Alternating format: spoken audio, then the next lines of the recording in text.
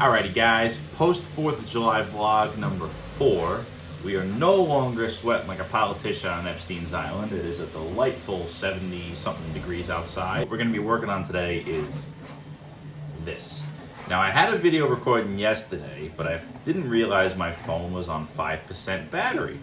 So, all that footage went out the window. And you have the pitch servo pocket right here and the yaw servo pocket right here. So today what we're going to wind up doing is getting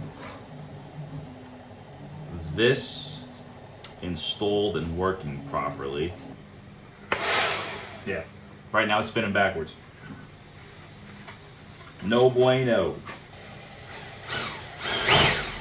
Dude, even on 4S, this thing's got some... What's cool about the EDF mount, now a lot of other designers with these 3D printed airplanes, they just have you take hot glue and the EDF into the plane. Now that works. There's nothing wrong with that. It's just when the plane crashes, you're just sitting there digging hot glue out of it. With this one, you have these 3D printed regular PLA mounting plates that glue into the LW, so is that you can screw this EDF into the regular PLA, so it's like a standard airplane, like a plane that you buy from a major manufacturer is probably wood that you're screwing into. We get a nice healthy dollop of glue in there, and give it a nice little, you know what, no, it needs a little bit more. Give it a little thrit. Another hugely useful thing to have is a set of fasteners. You know, I got coarse thread, not self-tapper, they don't have the drill, but coarse thread screws to screw into stuff, and you have the 2 machine screws, metric and standard. Lifesaver.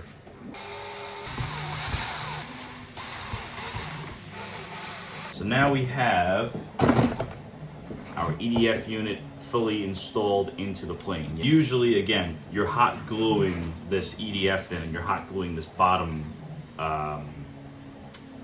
panel, cover, plate, whatever. Little itty bitty screws that usually come with servos to either screw them into, you know, whatever. Alright, you goobers, so that is the EDF installed. The one thing with building these planes is you always got to think about 1 or 2 steps ahead. The reason why I'm holding off on that is because my servo puller is only so long. And if this fuselage section was installed onto the plane, I'd have to be digging around the ESC and all these wires to get to my servo wires. And I don't want to risk pulling this off while this is all in there. So I'm going to leave this off for right now. Always dry fit.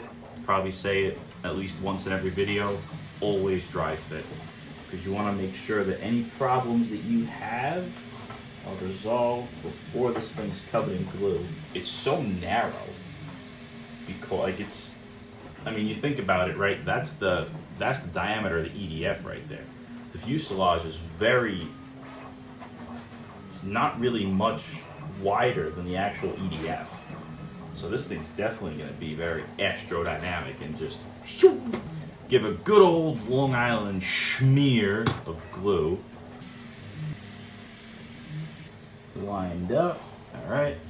Lined up. Spritz, spritz, and push. Any small gap that I see, I will use. This is a new thing from Starbond. Heavy, thin CA glue. A little bit of viscosity there. It's like a nice middle ground between thin and medium.